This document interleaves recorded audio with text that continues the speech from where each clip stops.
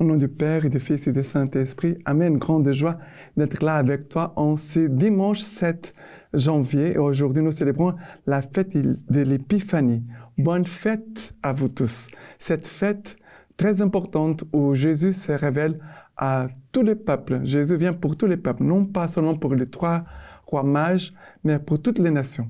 Voilà qu'à travers les rois mages, c'est chacun de nous qui est là devant Jésus pour l'adorer et offrir son cadeau. Ça veut dire sa vie. Et la première lecture d'aujourd'hui, c'est Ésaïe chapitre 60 à partir du verset 1er. Debout resplendis, car voici ta lumière, et sur toi s'élève la gloire du Seigneur, tandis que les ténèbres s'étendent sur la terre et l'obscurité sur les peuples. Sur toi s'élève le Seigneur, et sa gloire sur toi paraît. Les nations marcheront à ta lumière, et les rois à ta clarté naissante. Lève les yeux aux alentours et regarde. Tous sont rassemblés et viennent à toi. Tes fils viennent de loin, et tes filles sont portées sur la hanche. Alors tu verras, tu seras radieuse. Ton cœur tressaillira et se dilatera, car les richesses de la mer afflueront vers toi, et les trésors des nations viendront chez toi. Les multitudes des chameaux te couvriront, des jeunes bêtes de Madian et des Phata. Tous viendront de Saba, apportant l'or et l'encens, et proclamant les louanges du Seigneur. Alors, debout, resplendis, car voici ta lumière. Jésus vient comme cette lumière pour éclairer toutes les nations. Jésus, il est la réponse pour tous les peuples, tous les hommes, toutes les femmes de cette terre, car Dieu nous a créés pour lui. Et notre vie n'a pas de repos, n'a pas de paix, tant que notre cœur ne se repose pas en lui. Donc notre cœur, ça veut dire notre intelligence, notre mémoire, notre volonté n'est pas unie à Jésus-Christ. Car Dieu nous a créés pour lui. Le sens de notre vie, c'est Dieu. Quelqu'un qui n'est pas en Dieu, qui ne connaît pas Dieu, il a quelque chose en lui qui est frustré. Ça veut dire qu'il va sentir en lui toujours un échec. Ça veut dire qu'il a quelque chose qui ne s'aboutit pas. Ça veut dire qu'il a quelque chose qui n'arrive pas à sa plénitude. Le Seigneur Jésus, il est la réponse pour nous tous. Et lui, il nous invite debout, resplendis, car voici ta lumière. Et sur toi s'élève la gloire du Seigneur. Et après, nous voyons que tes fils viennent de loin, tes filles sont portées sur la hanche. Ça veut dire que toutes les nations sont appelées à venir, à participer de cette lumière et de cette grande joie que le Seigneur nous a apportée.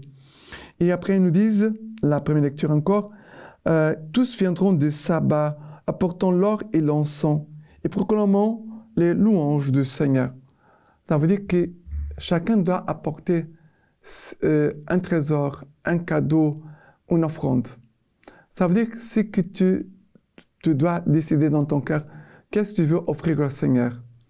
Au Seigneur, nous ne devons pas offrir petites choses. Nous devons donner le meilleur pour Dieu, pour sa gloire, pour que Dieu soit aimé, connu et manifesté au milieu de nous.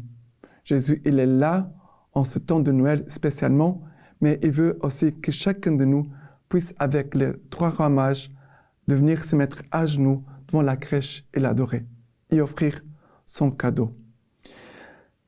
Le psaume d'aujourd'hui, c'est le psaume 72, à partir du verset 1er. Ô Dieu, donne au roi ton jugement, au fils du roi ta justice, qu'il rende à ton peuple sentence juste et jugement à tes petits. En ce jour, justice fleurira et grande paix jusqu'à la fin des lunes. Il dominera de la mer à la mer, du fleuve jusqu'au bout de la terre. Après, verset 10. Les rois de Tarsis et des îles rendront tribut. Les rois de Saba et Séba feront offrande. Tous les rois se prosterneront devant lui. Tous les païens les serviront. Car il délivre les pauvres qui appellent et les petits qui sont sans aide. Compatissant aux faibles, aux pauvres et aux pauvres. Il sauve l'âme des pauvres. Voilà que ici le Seigneur dit Tous les rois se prosterneront devant lui, tous les païens les serviront. Ça veut dire que tous les pouvoirs de cette terre, toutes les charges, pouvoirs, n'ont pas aucun sens hors de Jésus. Car Jésus, il est le roi de l'univers. Et tout ce que nous vivons doit être soumis à Jésus, être uni à Jésus. Ça veut dire que la façon dont nous allons vivre ou accomplir nos tâches, nos pouvoirs temporels, elles doivent être une manifestation de la royauté du Christ. Ça veut dire régner, être roi, c'est régner. Régner, c'est conduire. Ça veut dire amener les choses selon la volonté de Dieu. Ça veut dire que celui qui a un pouvoir, qui a une charge, une responsabilité, doit la vivre unie à Jésus pour pouvoir vivre selon le cœur de Jésus, selon les dispositions du cœur de Jésus. On pourrait dire à la façon de Jésus. Et ici, que tous les rois se prosternent devant lui. Ça veut dire que tous les rois puissent reconnaître la souveraineté de Jésus-Christ, que tous puissent reconnaître Jésus comme Seigneur et Dieu de l'univers. Et en vivant comme ça, notre charge, notre responsabilité, elle a de l'ampleur, elle a vraiment du sens et elle portera beaucoup de fruits. D'accord? Et maintenant, la deuxième lecture d'aujourd'hui, c'est Éphésiens, chapitre 3, à partir du verset 2. Car vous avez appris, je pense, comment Dieu m'a dispensé la grâce qu'il m'a confiée pour vous, m'accordant par révélation la connaissance du mystère. Ces mystères n'avaient pas été communiqués aux hommes des temps passés, comme il vient d'être révélé maintenant à ses saints apôtres et prophètes. Dans l'esprit, les païens sont admis au même héritage, membres du même corps, bénéficiaires de la même promesse, dans le Christ Jésus, par les moyens de l'Évangile.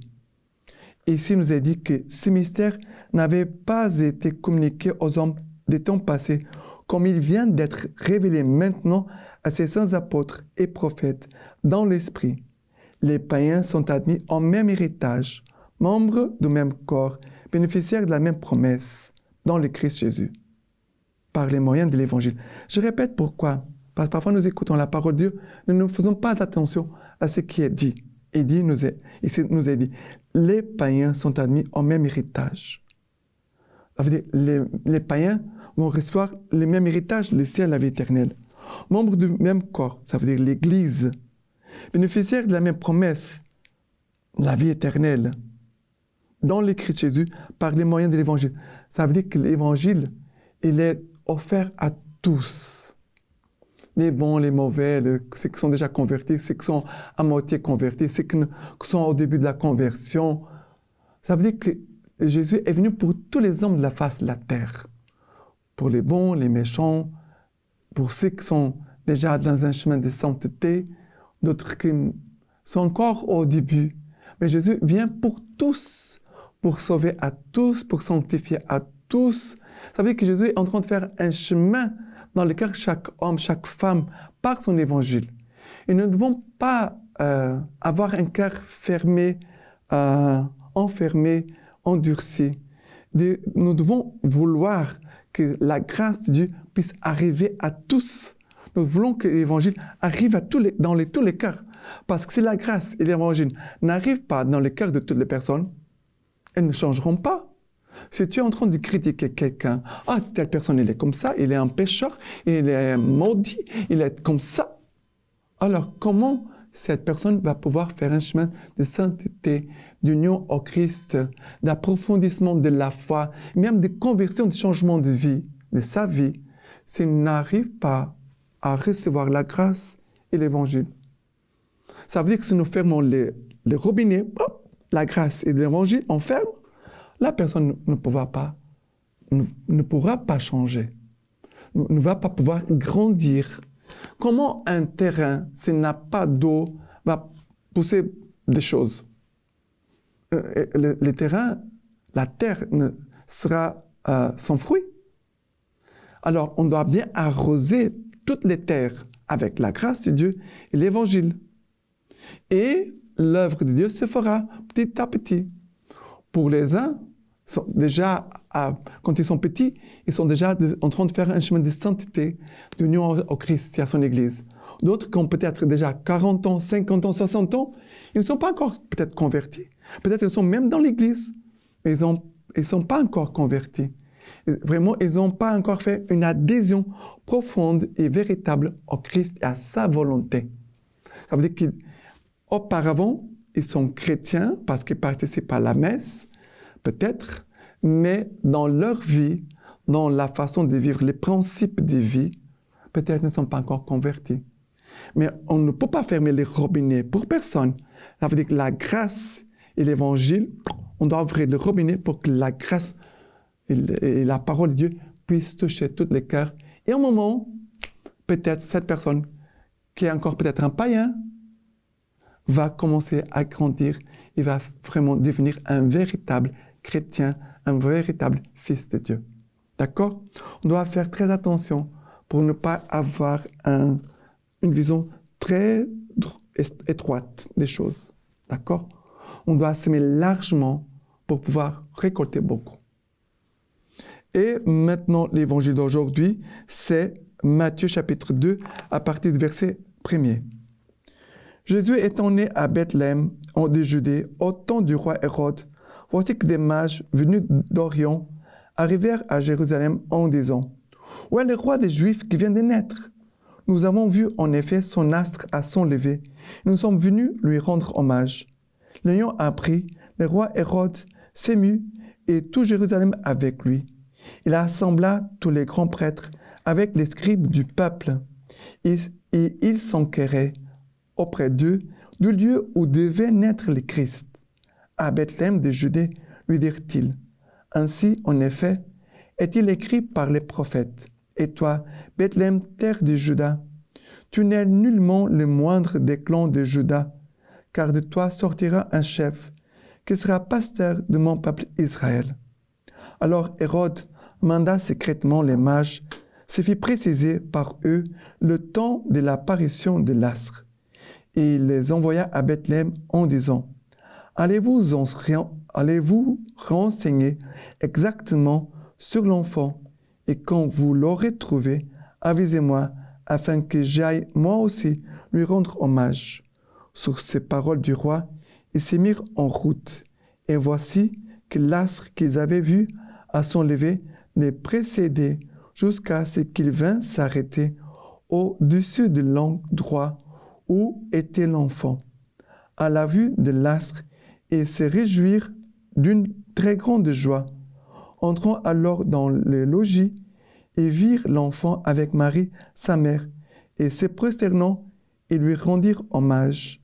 Puis, ouvrant leur cassette, ils lui offrirent en présent de l'or, de l'encens et de la myrrhe. Après quoi, avertis en songe de ne pas retourner chez Hérode, ils prirent une autre route pour rentrer dans leur pays. Alors, deux choses ici très importantes.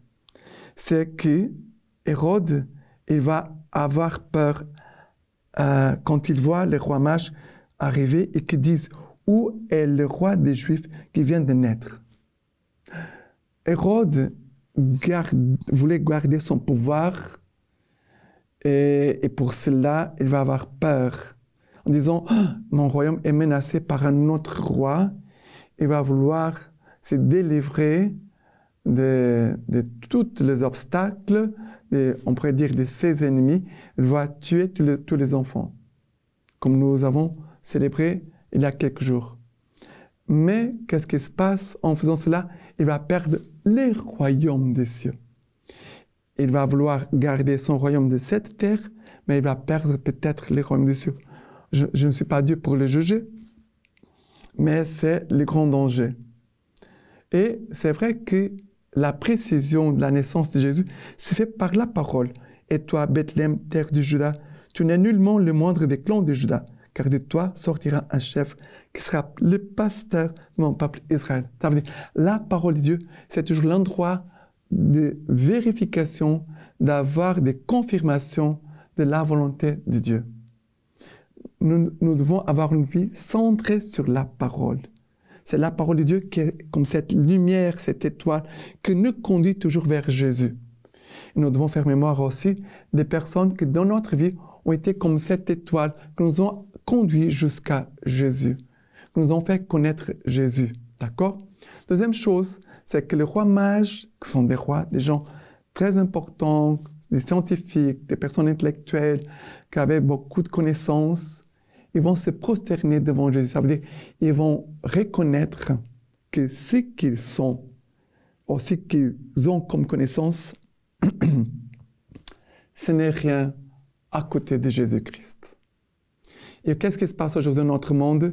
Les gens intellectuels, les savants, qui connaissent beaucoup de choses, les sciences, de tout ça, ils croient qu'ils sont au-dessus de Dieu. Voilà, nous sommes des gens très intellectuels.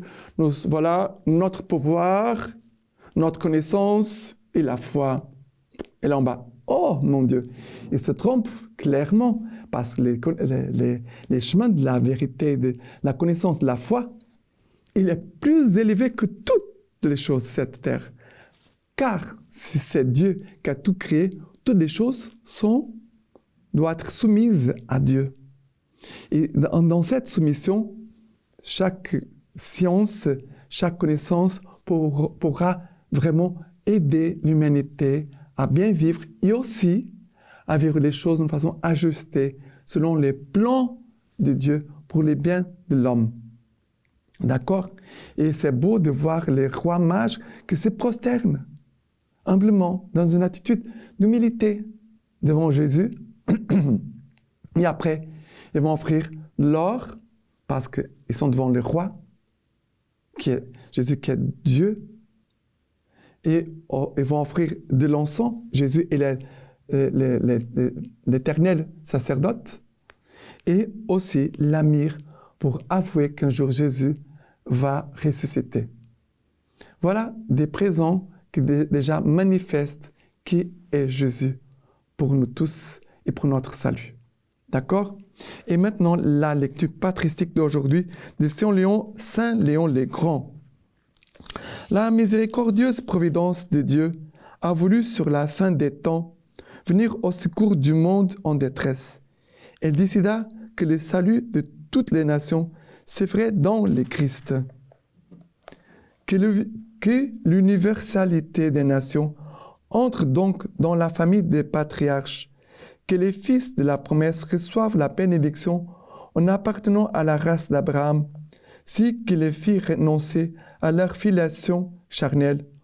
En la personne des trois rois mages, que tous les peuples adorent le Créateur de l'univers et que Dieu ne soit plus connu seulement en Judée, mais sur la terre entière, afin que partout, comme en Israël, son nom soit grand.